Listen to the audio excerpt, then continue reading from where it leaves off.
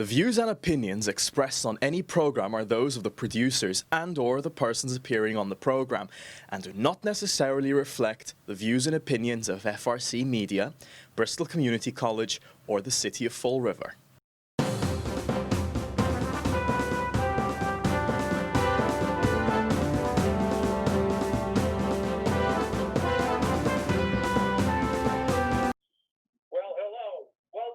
Spindle City Straight Talk. I'm Chip. And I'm CJ. And it is Wednesday in the Ribs.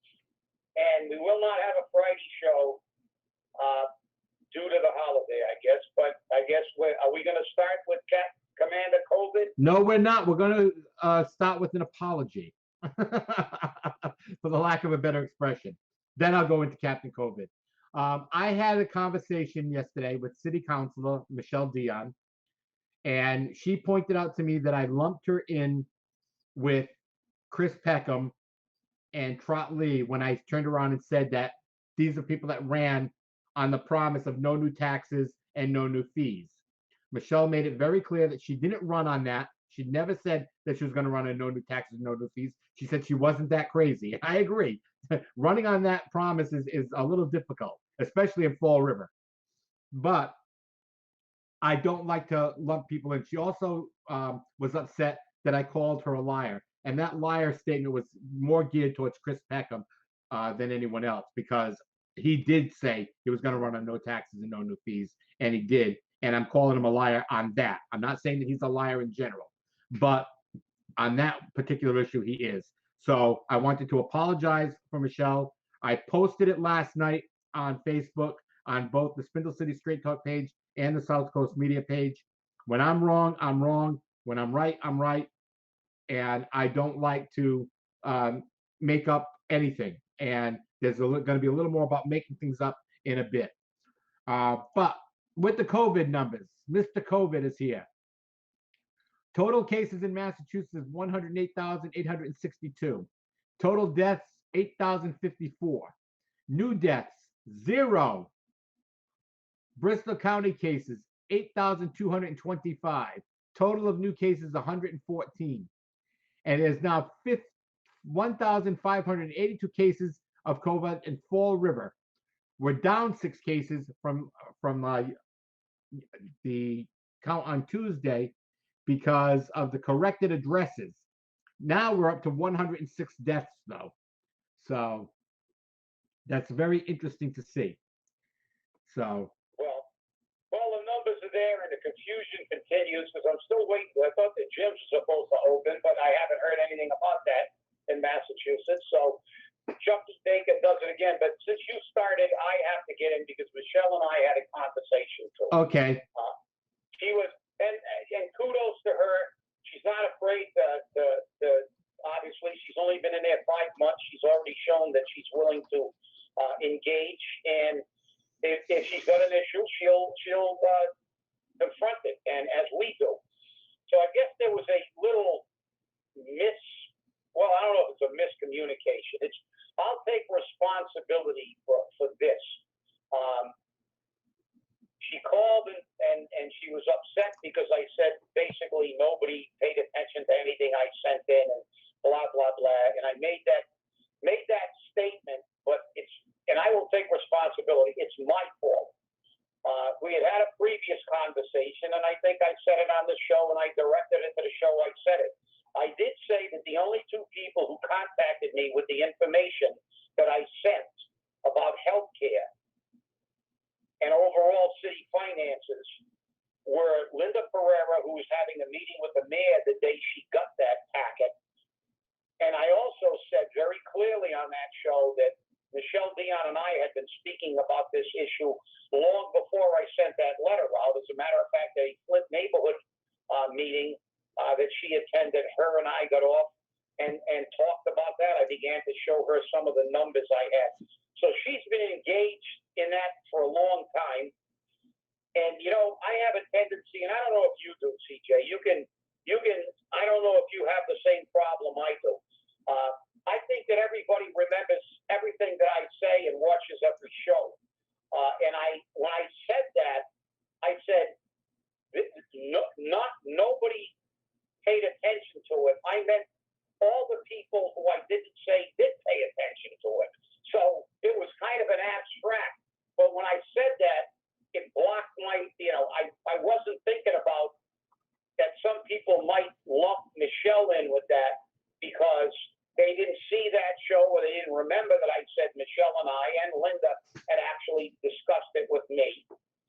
So when I say all, I mean all remaining. And I think that I have to, remember that. We've been doing a show about 8 years, and maybe it's a curse, but I have a very good memory. And I can remember stuff we talked about on the first show. And when I make a statement, it's in reference to things that I've already, in the context of what I've already said.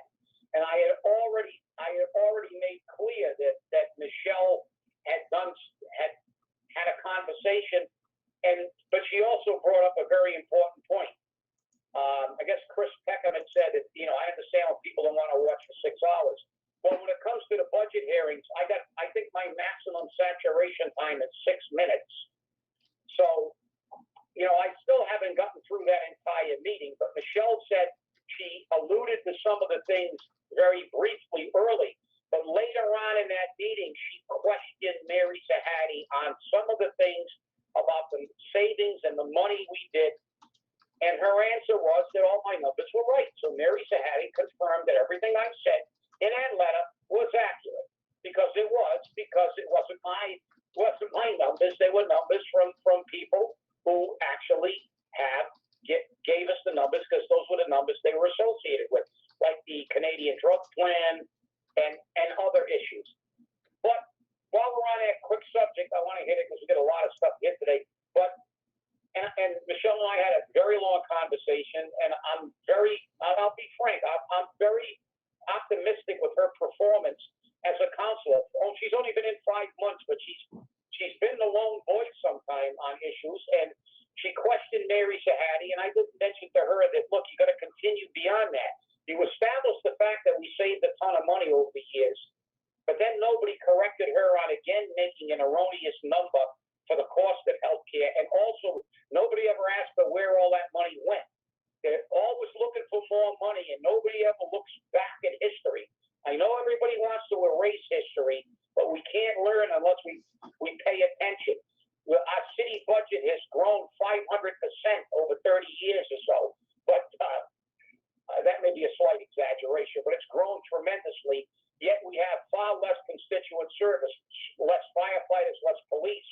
DPW did the snow removal and also did trash pickup. And with all this help and all these services we had provided, we had a smaller budget. And where did all this money go? Our budget is expanded. It's gone to pay raises and unnecessary positions. I think it's important that now that Michele has established that those numbers were correct, that somebody's got to step up and say, where did the money go? We want accountability in our community. Taxpayers want it, and you want it. And shame on the council for nobody asking a follow-up question after Michele got done with her line of questioning. So I wanted to get that in. I agree. I apologize for not reiterating, and I got to remember that nobody's going to remember what we did 10 shows ago except me. I should have said when I made that generalization, like everybody, they and I can see her thinking the same way, and I can see the perception. So I was guilty of making that perception because I didn't say, Michele and Linda did reach out to me. So well, that's Mayor Cooper. That's good. That's good. Well, now for the new hot button issue in Fall River. The hot button issue is that the mayor wants to remove Marcy Ytkin and maybe another park board member, I don't know. So he can put on, and I'm going to quote him on this, I wanted to put 2 of my friends on the park board. This is when it originally went before the city council. Those were his words. But maybe I have to do like Marcy has done and other people have done and only have communications with the mayor in writing. I've got to say this right now. What I'm going to say, I have in writing. So there's no question about it. This is a communication between Paul Coogan and I believe Marcy Ytkin, because it says, and I will quote, Marcy, spelt wrong with an I, not a Y. I prefer the phone. I really wanted to have a conversation thanking you for your service to the city of Fall River. I have decided to go in a different direction with the board. Thank you for your commitment and time. It means a lot. Hard copy to follow, dated 6/22. Thanks, Paul Coogan. Today is July 1st. It doesn't take 9 days for a letter to go through the mail. But just so people know that I am not lying about this communication, okay? And I'm directing it specifically to somebody who always questions my reliability. There on the screen is the message from the mayor.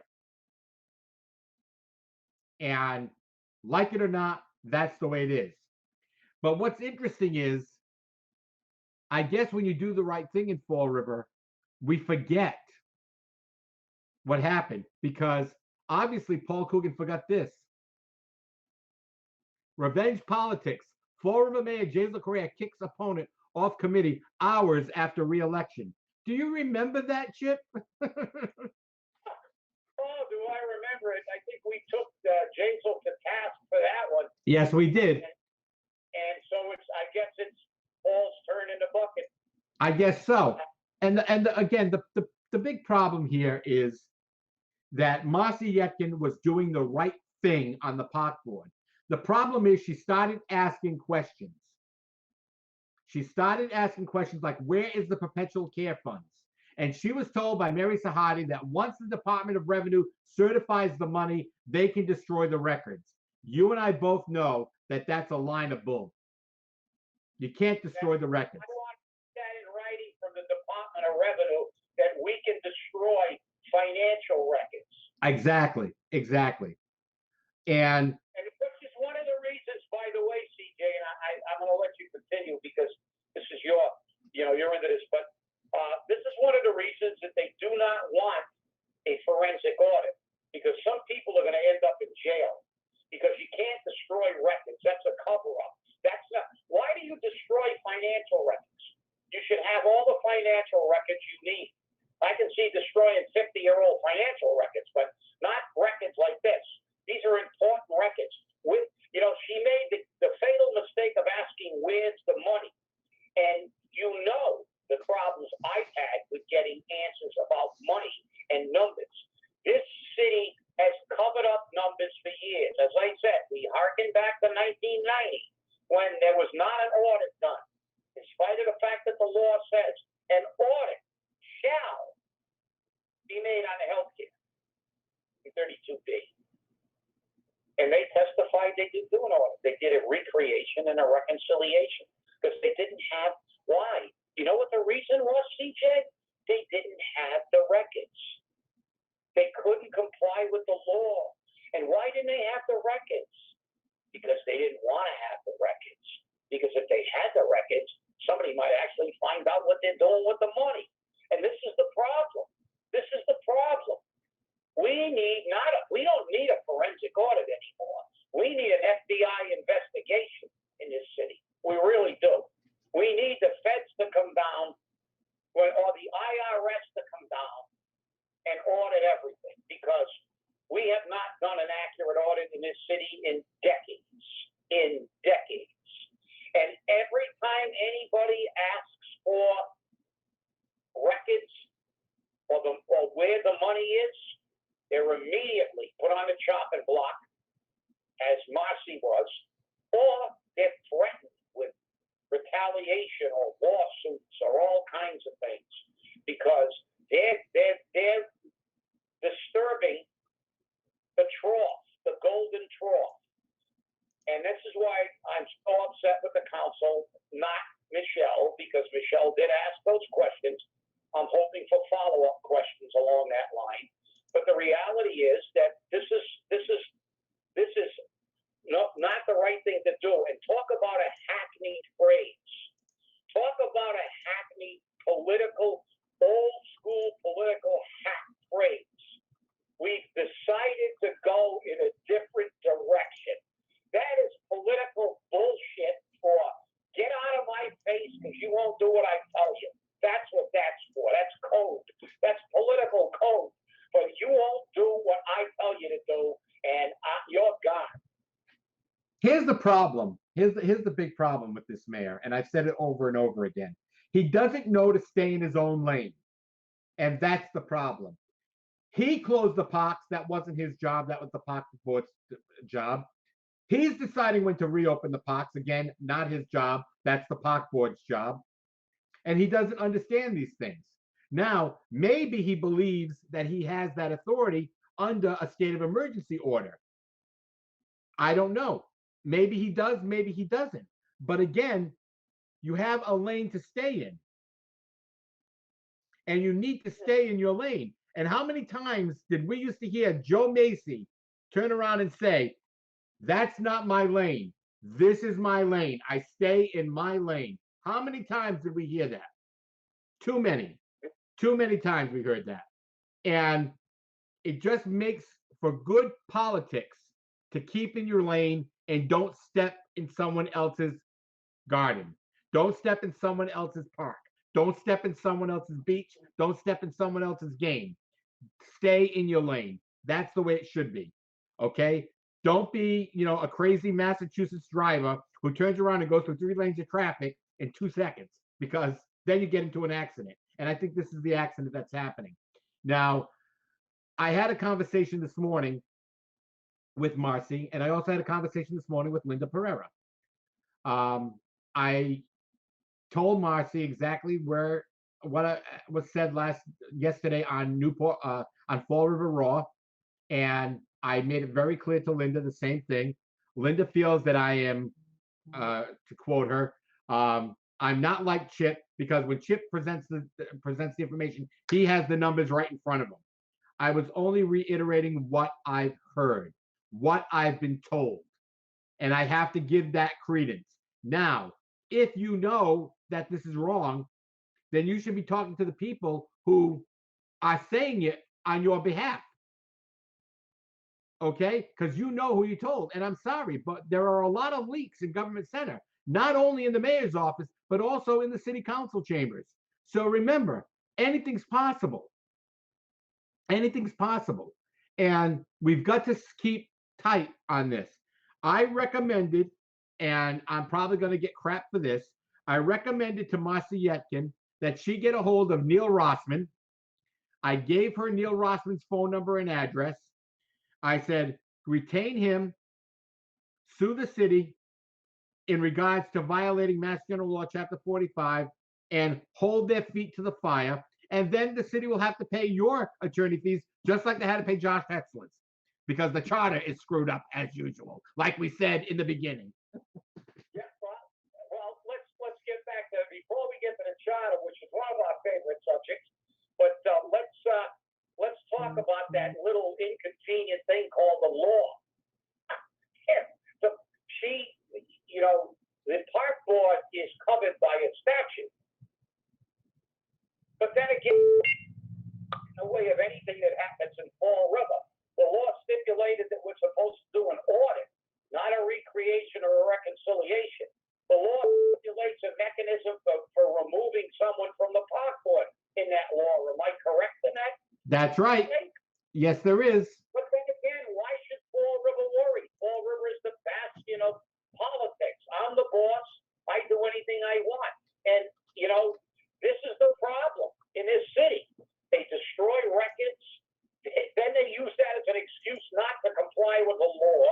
Now they just totally ignore the law because they want to remove someone who is actually trying to do the taxpayers a service. And look, I appreciate the fact that Linda recognizes that when I talk about things that I have numbers, but there are certain things that you talk about that you can't have numbers attached to.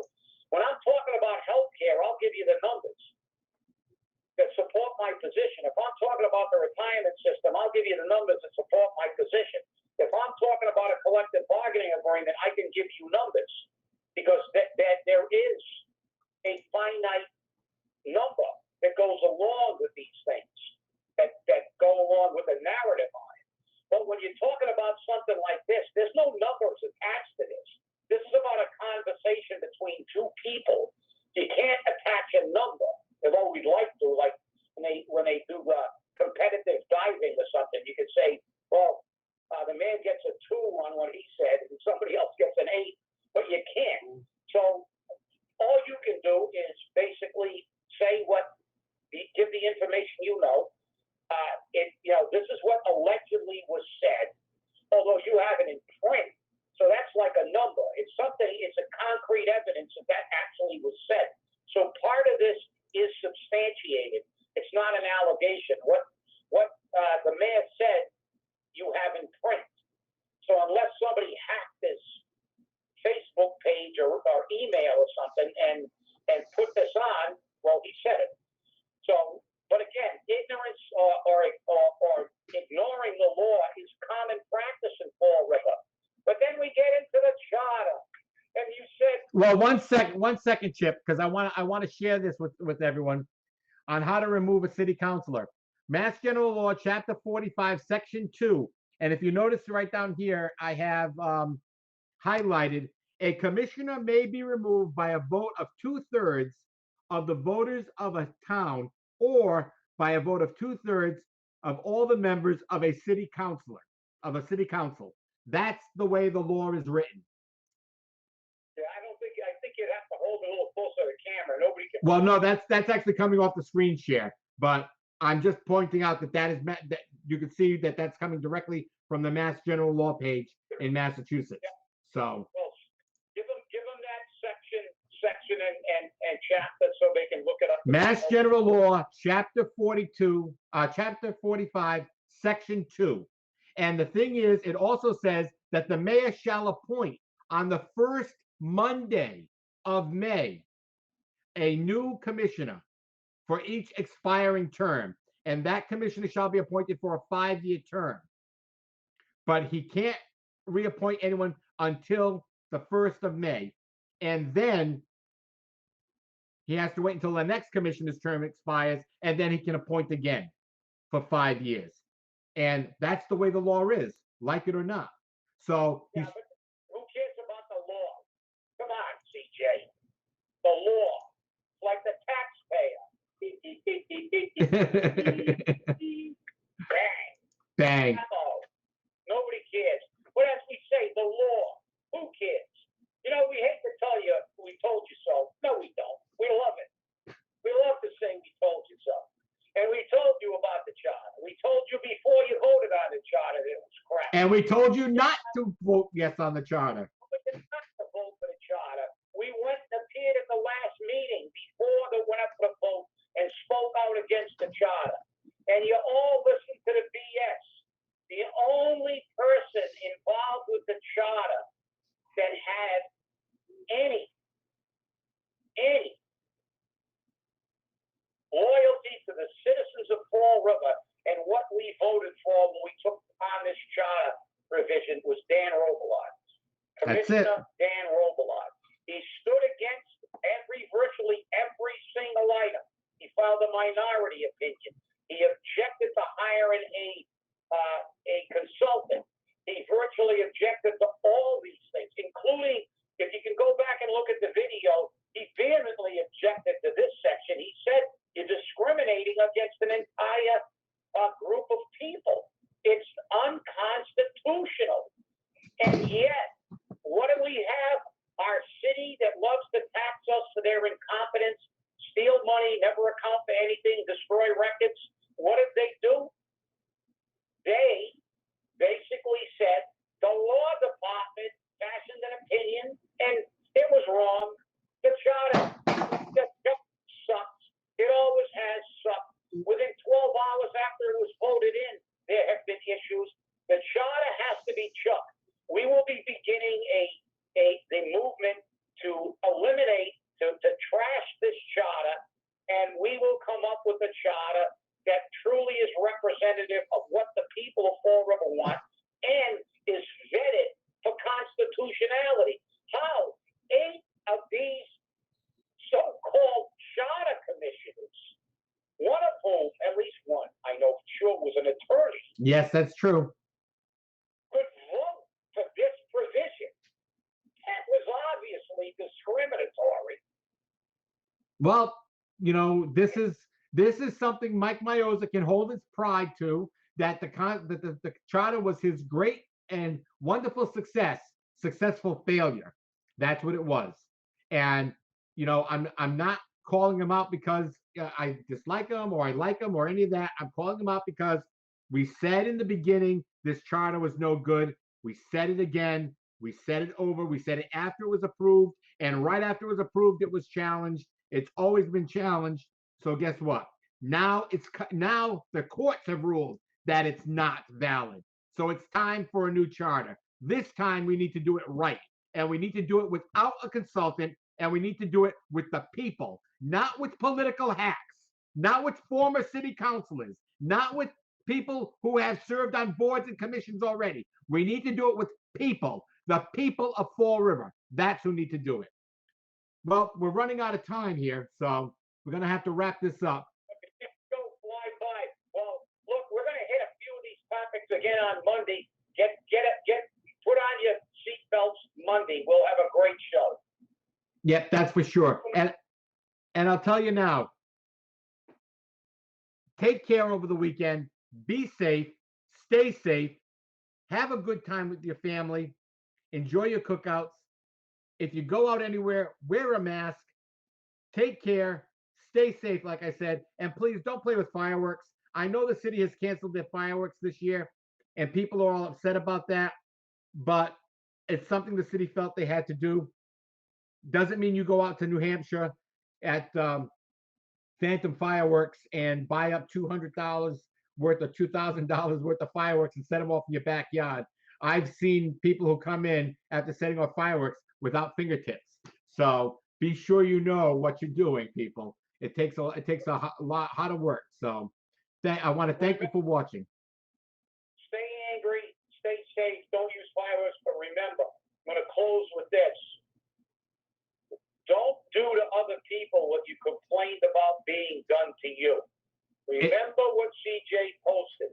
Complaining about being removed purely for political reasons when you had the best of intention at being on that committee because you had the school's best interest. Mr. Mayor, do not remove someone because you dislike the fact that she's looking for answers, because just give her the answers. That's it. That's it. Hey, thanks for watching, everybody. Enjoy your holiday, and we'll see you on Monday. Stay safe and stay angry.